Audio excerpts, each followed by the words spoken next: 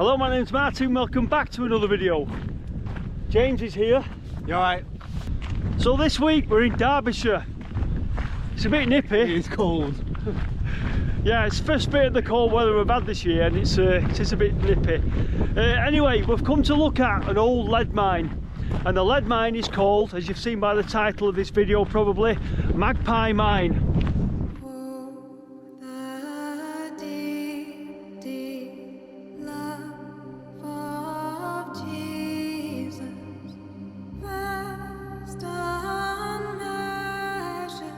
So you see there's quite a few things to look at, so we'll look at each thing in turn. The bit of a chimney there, and I think that's the main building over there, just see there.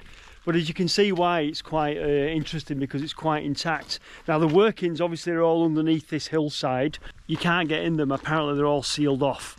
Although I'm sure I've seen a video where somebody went in. But anyway, let's take a look around.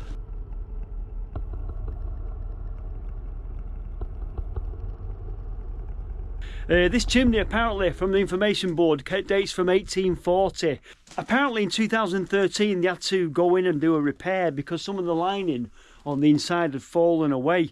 So there's a little grill there, right? You can just see the grill there, so we'll go around there in a minute. We'll try to have a peek in and stick a camera in. But the information board here, as you can see, shows how it would have been. And then that shows how the liner inside the chimney fell away, and it says he did some kind of keyhole surgery to try and repair it, and it was a successful repair. So we're going to take a look in that little hole there, James. Yeah. Have you got torches? I've got torches. Exploring with torches. I've got more torches than you could shake a stick at. Yeah, I know what you want for Christmas. What? What? What? I know what you want for Christmas. Yeah, I don't want a torch. You don't want a torch? No, don't get me a torch. You want a pencil? Get me a pencil. Just on the other side of the chimney. Ooh, that's a flue, isn't it? Yeah. That's where the flue came along there. So this is all underground? So this was, no, it's not underground. This is where, obviously there's been a boiler, and then it's sent the smoke along here, along this flue, to the chimney there. So our job is to get a camera in there. Sounds good. Right, so we're here today very much to shove GoPros and torches into things to take a look at things. That flue, I want to see up the chimney and see what it's like. So we've got a GoPro here, got a decent torch. I'm going to see what sort of image we can get. So when you're on your journey on this GoPro at home watching, remember that you lay down going underneath, looking underneath the chimney. All right. So first off, what I'll do is I'll give you a view into it, and then I'll turn you over so you'll be laid down on your back going in that way. Hopefully that makes sense. Right, ready? Okay,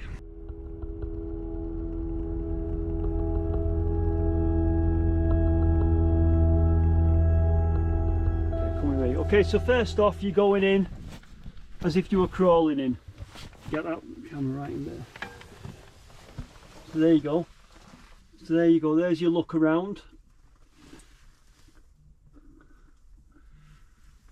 Quite clean on the inside, isn't it? For not much soot is there. So let's just come back out.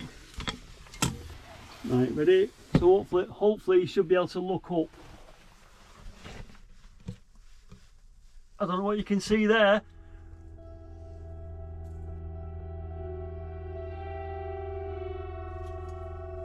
There you go.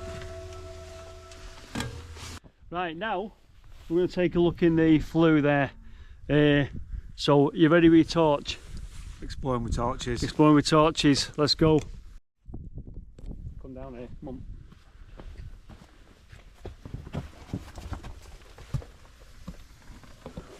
That's cool. You have to go more forward. Your ass is in way. There you go. So that flue obviously goes over to the engine room. And all the gases go come back. out. And all the steam comes out of this. Over there. Right, James, lead on. Let's go. He says he wants to make it exciting. Right, so we'll take a look at this place here now. Look at that wheel. I know, yeah. That's not been a water wheel, has it?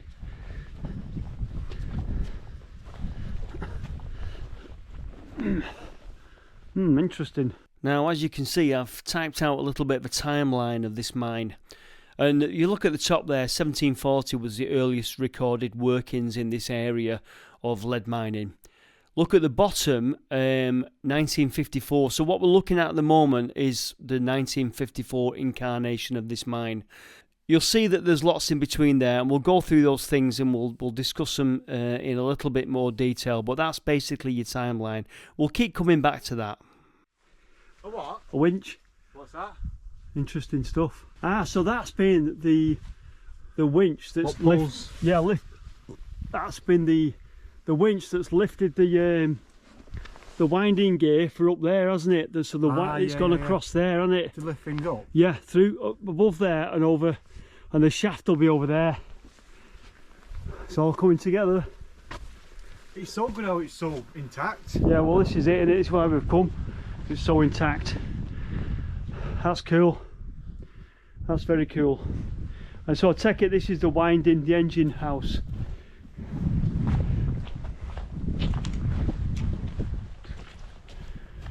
So before we go to the main prize, which is that there, the big building there, there's more little bits over here I want to show you. Incredible, isn't it, the way it's all sort of intact and everything.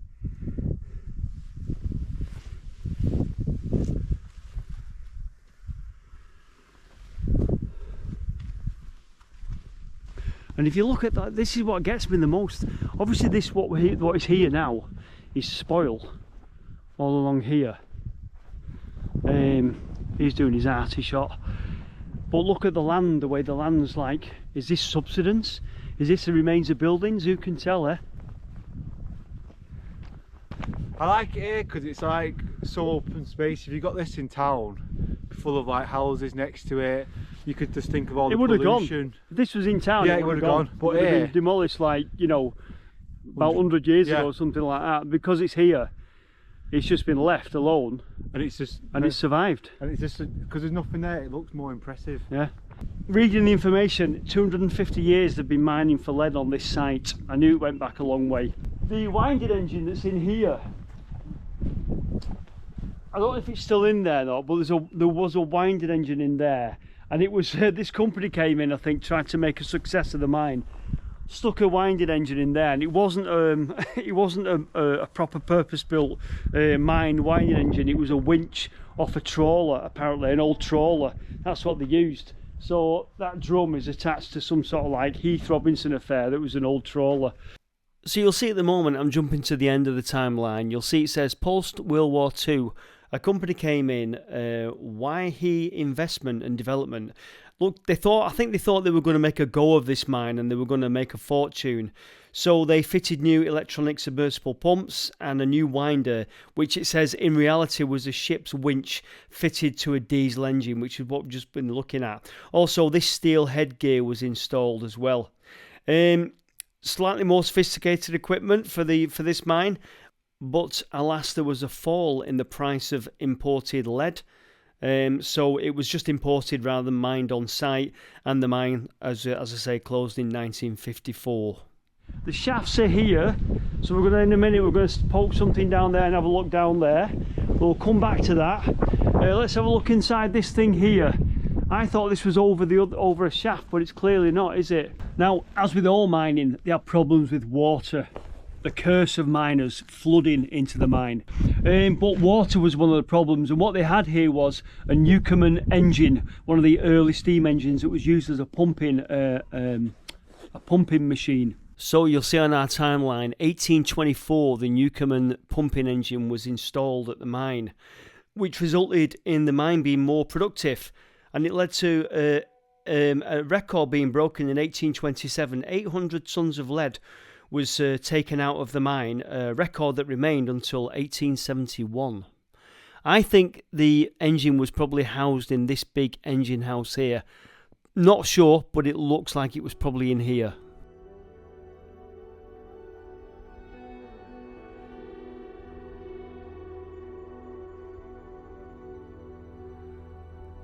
And then at the rear of what I think is that big engine house is the flue, another flue, and a chimney. Now this is what makes this place, the fact that there's so much you can take a glimpse into the underground workings as well. We couldn't quite get the angle to show you up the chimney on this. This was a difficult one to get the camera in, but I think this flue probably served the engine house, what I think is the engine house, and the Newcomen atmospheric engine.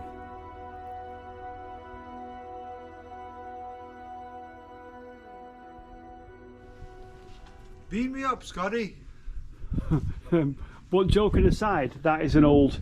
Is this where they? That's a miner's. So you stood above the shaft. You can see where the shaft has been capped. Right. So the shaft, James, how deep is it? It's 728 feet deep. And what is it? Is it all the way down to the bottom? No, I think some of it's flooded. So the lower parts are flooded? Yeah. Right. I watched a video recently on this place because we're not the first ones to do a video on this place. Obviously, it's a tourist place. It attracts a lot of people that come and visit. It's not manned or anything. It's open all the time. It's just a little lonely place that you come and visit. But I did watch a video recently and they just literally walk past the shaft, honestly. And I'm like, get your flipping camera down there and have a look. So we're going to have a look now down the shaft and see what we can see.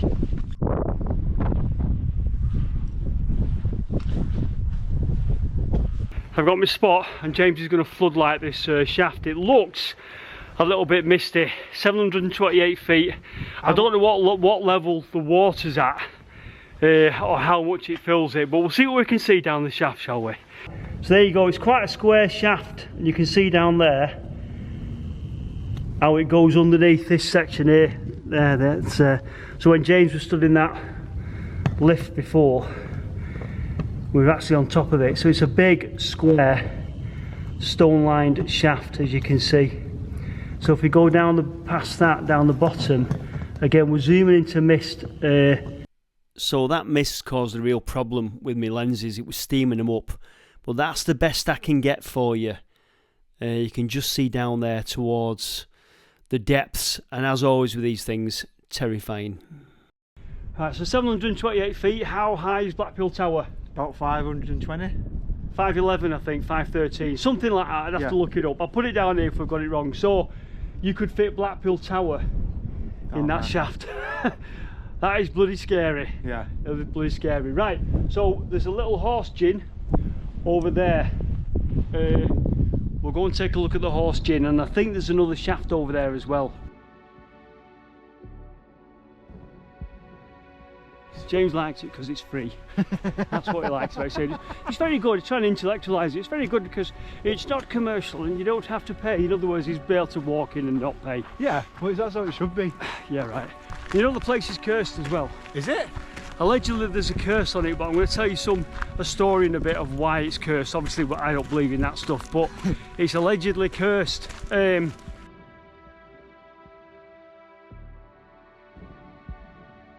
So I'm guessing this is some kind of sort of maybe reconstruction. It can't, surely it's not original. A horse gin. So if you don't know what this is, so yeah, he's demonstrating what the horse did.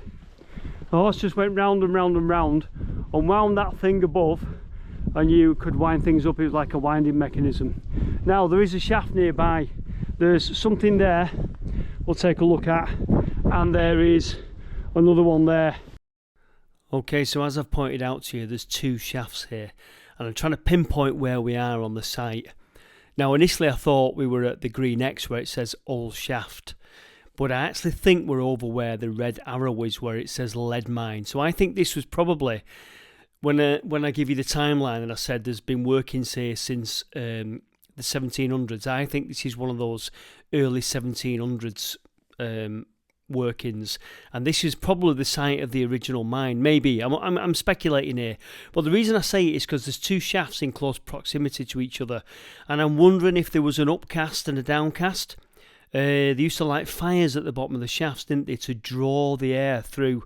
So this may have been an actual working entity, because the gin is here, so the horse gin fits the picture, you know, to wind the buckets up and down. Two shafts very close to each other, so maybe this was the precursor to the bigger mine workings that we see over at the main site. Absolutely fascinating stuff, and again, I'm speculating. I don't think I'm a million miles off, but let's take a look down these shafts. Right, so let's take a look at down this thing here now. See what it's like. This is definitely looks older because it's round when you look inside it. Let's have a look. Round and smaller.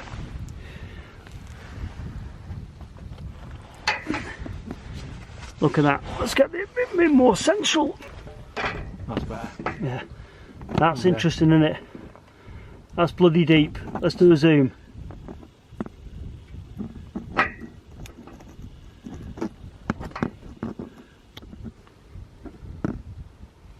Now, you don't appreciate on the camera just how deep that is. That is extremely deep. Extremely deep. Very interesting. And there's looks like a side. Can you see on the camera? I don't think you can. There's a side shaft there on the side. I don't know if that's visible or not.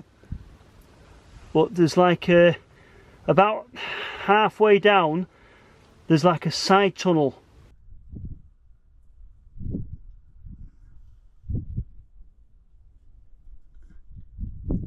Smaller. Yeah. Round. Other one up there that we looked at was a big square thing. So clearly probably later more capacity, small, yeah. Built for more capacity and more sort of like bigger, sort of like, what's the word I'm looking for, more industrial activity, taking bigger loads out. That's a little round thing, isn't it? Like the way they first started. Like an early stone line shaft. I mean, that's stone line, but it's cut stone. That's more like dry stone wall, isn't it? Yeah. Don't know if you saw, you could appreciate how deep it was. But it went down and down and down. And I wonder, it probably would have used the gin To wheel the stuff up. to wind a bucket up in any. Yeah. Probably. I was going to suggest at first laddered, but maybe laddered, and then when it got deeper and deeper, they would have put a bucket on. Thing is, you would have sat in that bucket and been lowered down every day. God. It would have been terrible. Into darkness. And then any, you know, mucking about, if it banged on the side, it would have been tipping about and that. Why did you want to build that? Well, imagine building the shaft, yeah, and imagine I'm going down every day. Yeah. You know what I mean? Xbox generation. They say you don't know you're born. The phone generation. I don't think we know we're born, do No. we? Honestly. I just had my phone over the shaft then taking a picture. Right, so you'll have to forgive me, this is my thing. I like looking down these shafts, I think they're fascinating. So there's another one here, I'm going to take a look at that one now. So we've looked at the big one, looked at a little round one, see what this one's like.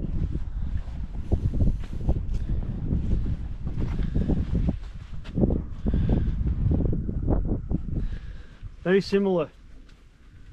I'll try first with the GoPro because it does give a nice clear wide picture. Where's your big torch, James? Yeah. This one's more overgrown. Oh. This one's more overgrown. Oh. Can you get your light on top now? That was like going in. So what you find with this, what we're looking at, it's round and then it kind of goes, it bends off a little bit. Can you see? Kind of bends off. Very small, one man job, maybe maximum 2 men being hauled up on a bucket, but it seems to veer off towards the top of the picture there, weirdly, down there.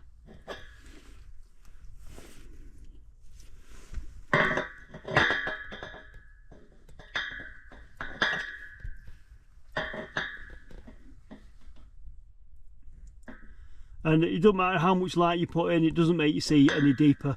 You can't see any deeper, it's just what it is.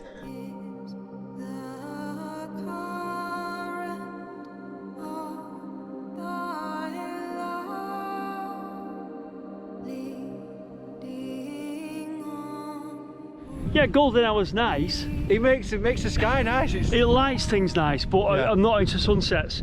Nah. I think they're overdone. Well, it's Everyone hates on me now. So like people take a picture of a sunset and they think they've done a work of art. And it's like, yeah, it's nice, but you know, picture of nothing. a picture of like, you know, just, you know, whatever. Right, little round house. Let's take a look at this. Little round building. Let's have a look. Don't know what it is. No doubt it had its purpose.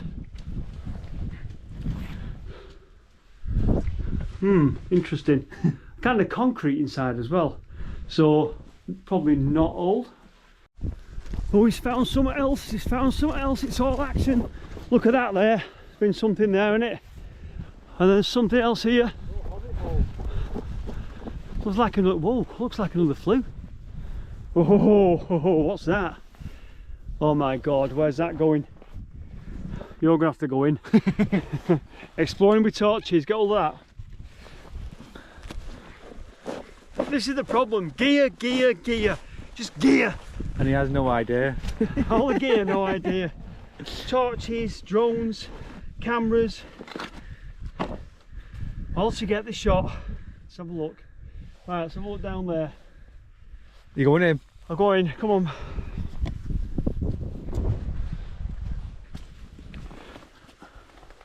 Don't look, alright, don't go very far. It ends there. Oh. It ends there. So not a lot to it. Well, it's December. Yeah. It's nippy. It's freezing. I won't say freezing. My hands are cold. Yeah, but you've got like, you're not built like, I'm Generation X, I'm built of harder stuff than you. Well, I am, aren't I? Yeah, I don't know. You. I was cooking chips at the age of 6. Yeah. You was like being taken to school at the age of 18, weren't you? Yeah. I'd been driven to football practice, and they're cooking karate. chips. Yeah. They're doing woodwork and all sorts. Have my own front door key. Travelling to London, not train spotting at the age of 14. You still getting a lift to dance class or I was whatever still you wearing did. nappies. Yeah, he was got big nappies on, and he was getting a lift to dance class or something like that. He goes to dance class because he likes to express himself.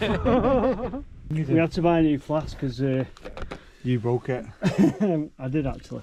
I'll admit it. Whose spoon have we got today? Yours or mine? Yours. Yeah. So treats, what have we got? We've got chocolate chip. I've had these before, but I do like them. I like an old fella. I like. I like what I like. I want them again. I do like them. And you get quite a few. You can't eat all them, you know. How you got a front door key, I'll never know. Did he look good? Fellow's brother or something, it says.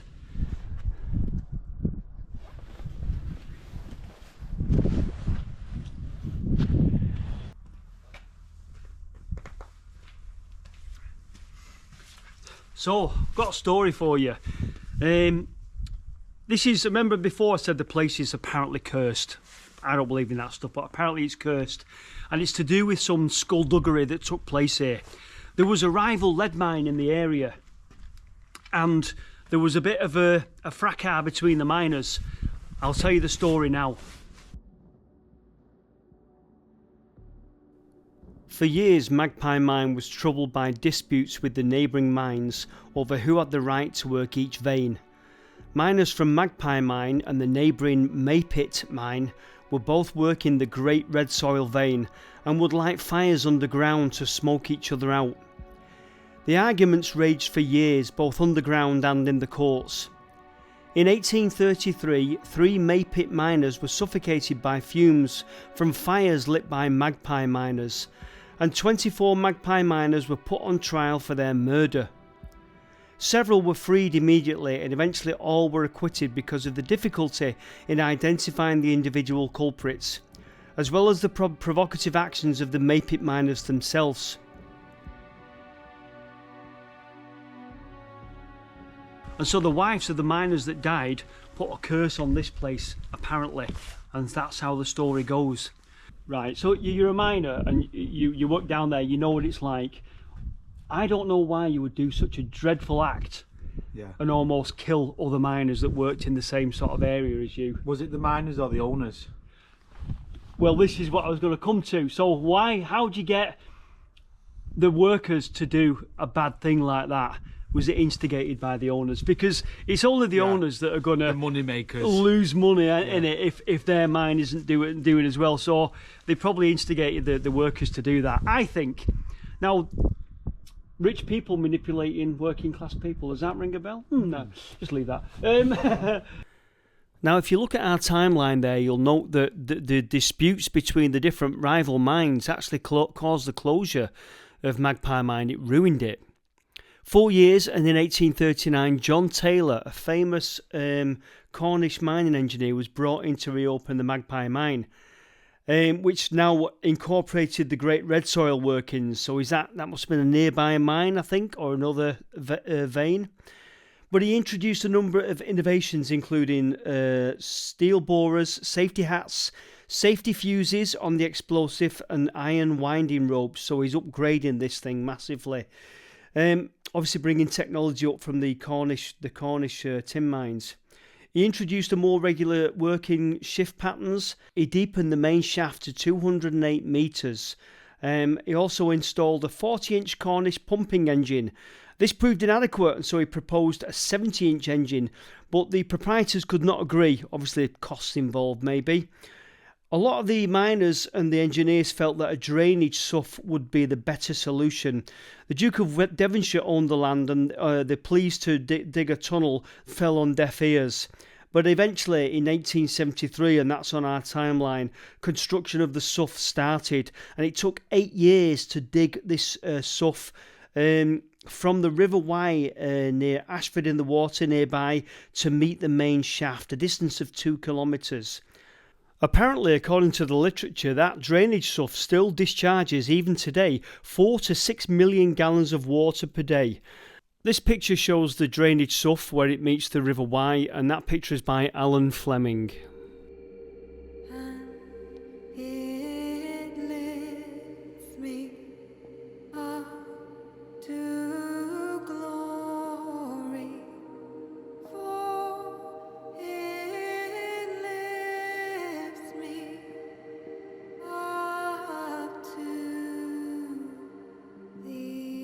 Right, light is fading big time, as you can see, but so there is one more shaft to see that I want to take a look at. It's just over by a little wall over there. Let's go and take a look at this final shaft.